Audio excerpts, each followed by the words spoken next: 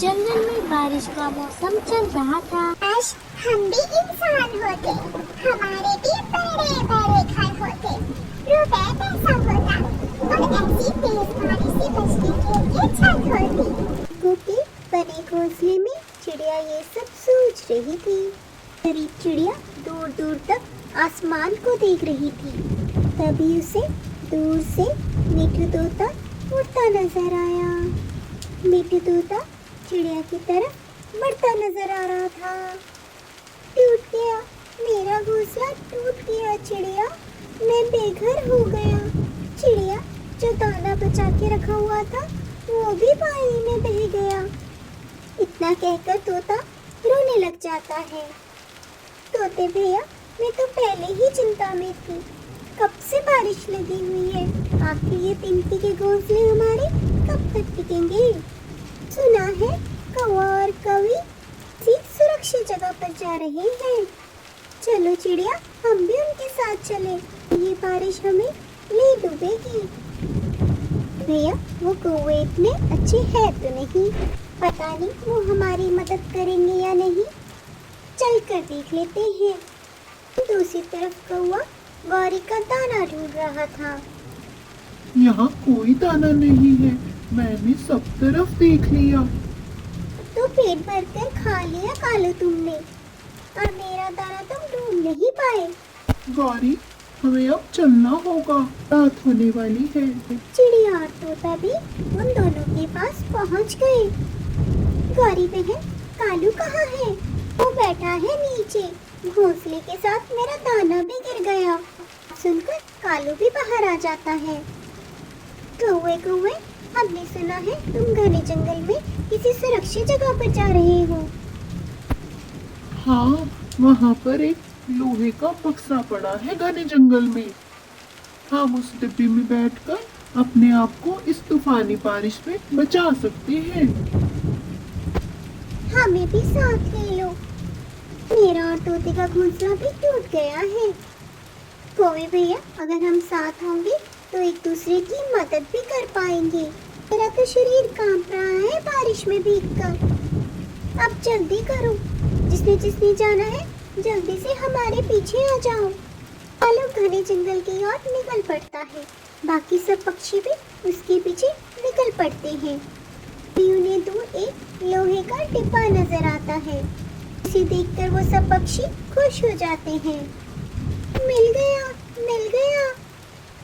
आ जाओ, अंदर आ जाओ सब। सबको आवाज लगाता है। सब उस डिब्बे को देखकर बहुत खुश होते हैं। ये आवाज सुनकर सब रेलगाड़ी के डिब्बे के अंदर आ जाते हैं।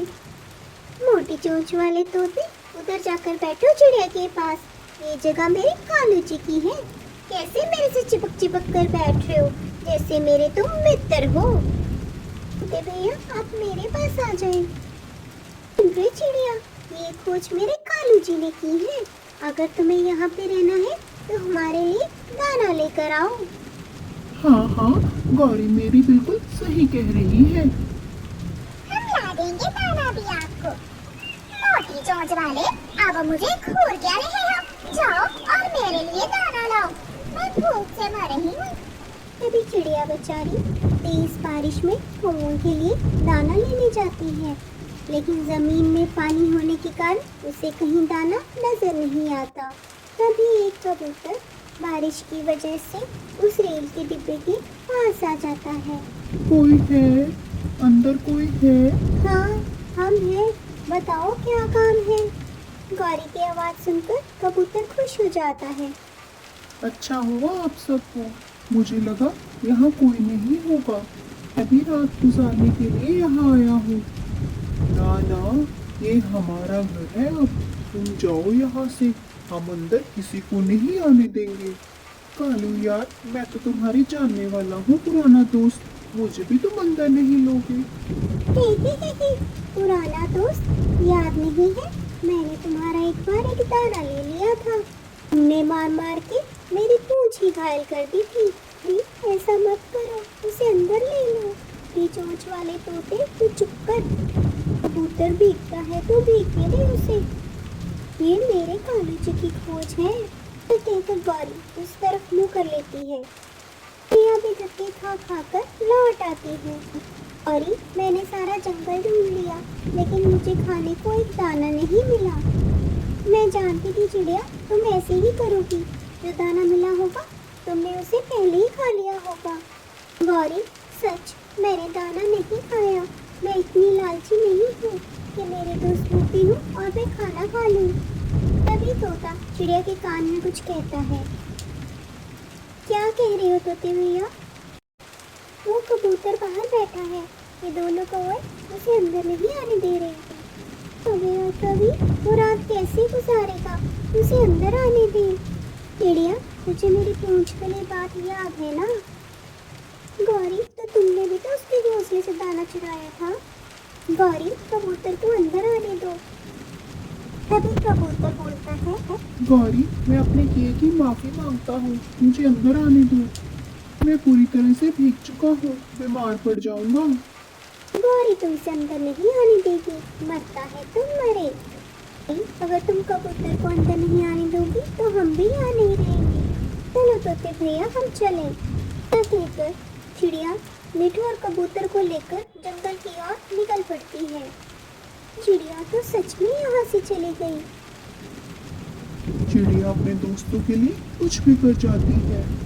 क्या था अगर तुम कबूतर को अंदर बैठने देती? कालू, मैं भूख से मर जाऊंगी। ये तो पता है, खाली पेट मुझे बहुत गुस्सा आता है। वहीं दूसरी तरफ चिड़िया को बड़े बड़े पेड़ों में एक बड़ी सी चीज नजर आती है। वो तीनों दोस्त उस बड़ी सी चीज के पास आ जाते हैं।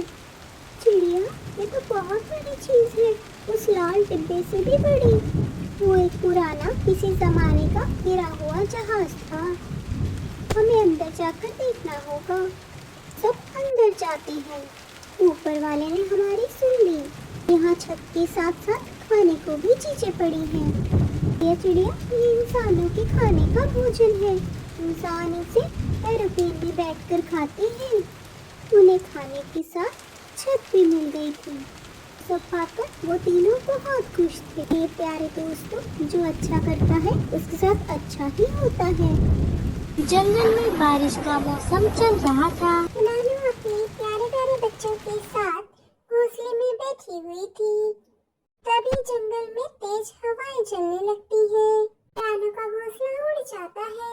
मम्मी, इस अचानक आए तूफान ने हमारा सारा घोंसला तोड़ दिया। अब हम कहाँ जाएंगे? बच्चों, तुम चिंता मत करो, मैं तुम्हें अभी मीनू मौसी के घर छोड़ आती हूँ। तुम्हारा घोंसला बन जाएगा, मैं तुम्हें वापस ले आऊंगी। नहीं मम्मी, हम आपकी मदद करेंगे घोंसला बनाने में। नहीं जाना हमें आपको छोड़कर। बच्चों, अभी तुम बहुत छोटे हो, बाहर इतनी सर्दी पड़ रही है। घोंसला मैं बना लूंगी, तब तक तुम मीनू मौसी के घर ही रहना। इतना कहकर रानू अपने बच्चों के साथ मीनू मौसी के घर दूसरे जंगल की ओर निकल पड़ती है। मीनू मौसी के घर पहुंच जाती है और उनके घर का दरवाजा खड़काती है। मौसी, ओ बुलबुल मौसी, जल्दी से दरवाजा खोलिए। रानू बहुत देर तक मीनू मौसी का इंतजार कर रही थी। तभी वहां पर बुलबुल चिड़िया आ जाती है। रानू, तुम यहाँ? क्या बताऊं बुलबुल बहन, तेज हवाओं में मेरा घोंसला तोड़ ही गया, लेकिन मीनू मौसी दरवाजा नहीं खोल रही। अरे रानू, वो तो मीनू मौसी 2 दिन पहले ही दूसरे जंगल गई हैं, पता नहीं कब लौटेंगी। ठीक है बुलबुल बहन। बुलबुल चिड़िया वहाँ से चली जाती है। अब मैं क्या करूं? कहाँ लेकर जाऊं अपने बच्चों को इस तूफान में? लगता है कोई और ठिकाना देखना पड़ेगा अब मुझे। बुलबुल बहन का भी घोंसला बहुत छोटा है, क्या करूं भगवान मैं? रानू अभी सोच ही रही होती है, तभी तेज बारिश शुरू हो जाती है। रानू अपने बच्चों को लेकर कालू के घर पहुंच जाती है। कोई है? आप सब कौन हो? क्यों आए हो मेरे घर? क्या चाहिए आपको? भैया जी, मैं रानू हूँ, मैं दूसरे जंगल से आई हूँ। इस बरसात के मौसम में क्या आप मुझे अंदर ले लेंगी? मेरे बच्चे बीमार हो जाएंगे। मैं बारिश रुकते ही अपने बच्चों को लेकर अपने जंगल की ओर लौट जाऊंगी। रुको चिड़िया, तुम्हें अंदर लेने से पहले मुझे अपनी पत्नी से पूछना होगा। कल्लू जी, इतनी तेज बारिश में कौन आ गया है बाहर? बाहर मीनू मौसी के रिश्तेदार आए हैं। मीनू मौसी तो दूसरे जंगल गई है, इसलिए वो चिड़िया अपने बच्चों के साथ हमारे घर आना चाहती है। अरे नहीं नहीं कल्लू जी, मैं नहीं दे सकती अपने घर में आश्रय किसी को भी।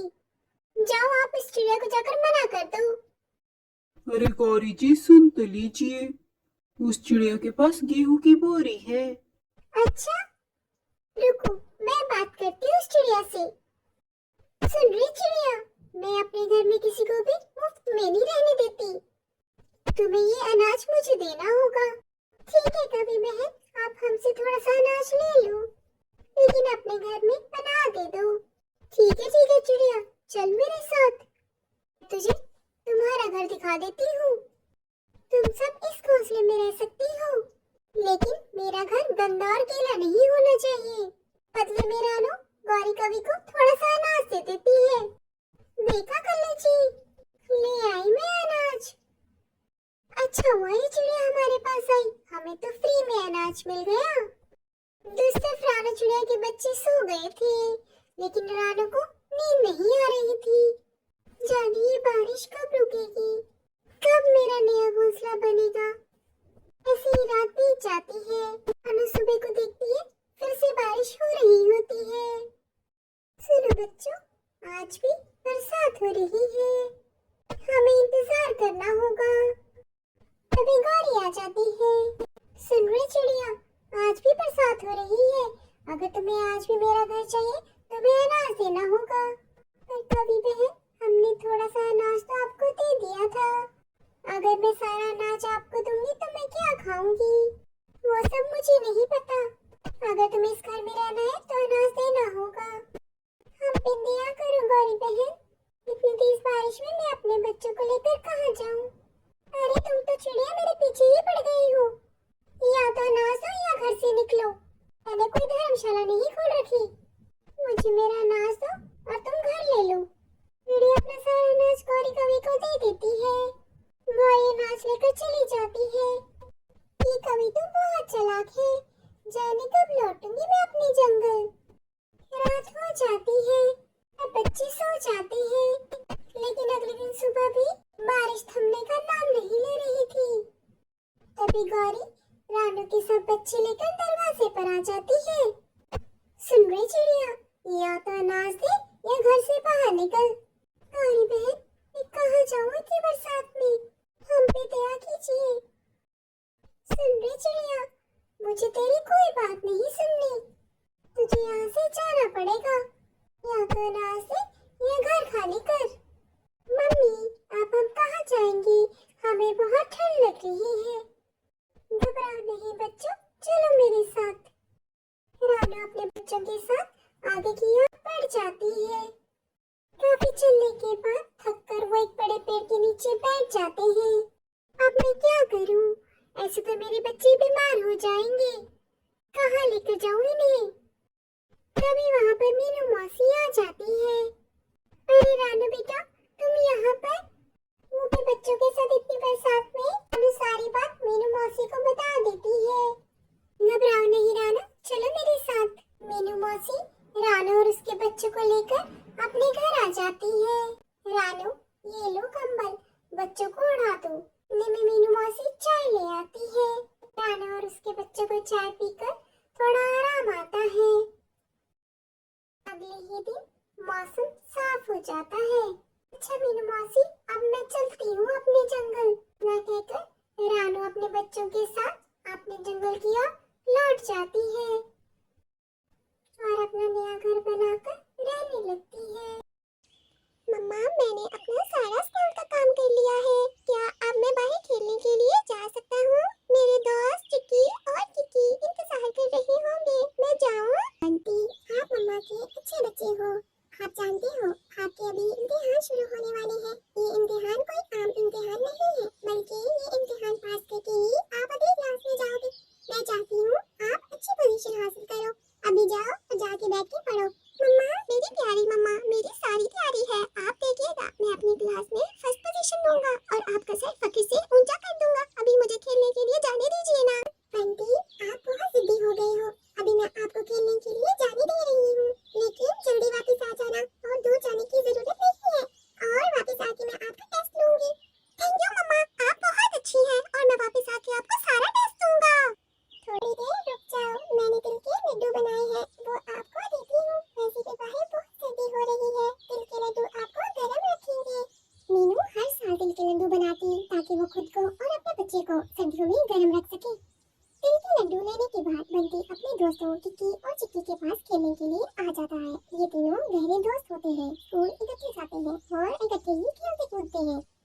दोस्तों, मेरी बात अच्छी तरह से सुनो। मुझे बहुत मुश्किल से घर से इजाजत मिली है बाइक खेलने की। हमारे इम्तिहान शुरू होने वाले हैं, इसलिए मम्मा मुझे आने नहीं दे रही थी।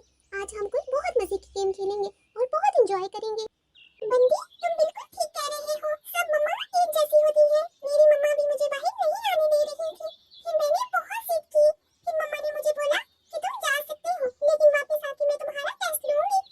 हाँ किकी, तुम बिल्कुल ठीक कह रही हो, लेकिन अब हमें बातों में वक्त ज़ाया नहीं करना चाहिए। देखो, शाम होने वाली है और शाम होने से पहले हमें कोई गेम खेल लेनी चाहिए और मम्मा ने जल्दी घर आने का भी बोला है।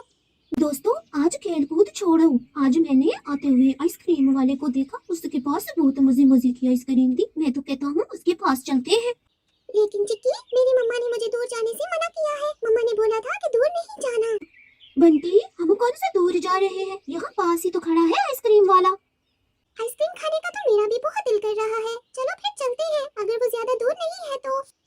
अरे अरे, देखो ये तीनों बच्चे कितने प्यारे हैं। लेकिन बच्चों, तुम तीनों लेट हो गए हो। मेरी सारी आइसक्रीम खत्म हो चुकी है। अब मेरे पास तुम तीनों को देने के लिए कुछ भी नहीं है। लेकिन घर में मेरे पास बहुत सारी आइसक्रीम पड़ी है। मेरा घर यहाँ करीब में ही है। अगर तुम तीनों मेरे साथ चलना चाहते हो तो चलो, मैं तुम तीनों को फ्री में आइसक्रीम दूंगा। दोस्तों, तुम दोनों ने सुना? वो हमें फ्री में आइसक्रीम खिलाने वाला है। हमें उसके साथ चलना चाहिए। ये मौका हमें गंवाना नहीं चाहिए। लेकिन दोस्तों, हो सकता है ये कोई पकड़ने वाला हो और ये इसकी कोई चाल हो। हमें नहीं जाना चाहिए। बंटी, डरने की जरूरत नहीं है। हम तीन हैं, हमें कोई कुछ नहीं कर सकता। बस चलो उसके साथ। हाँ, कह तो तुम बिल्कुल ठीक रही हो। वैसे भी मेरा भी बहुत आइसक्रीम खाने का दिल कर रहा है। चलो इसके साथ चलते हैं, देख लेंगे क्या होगा।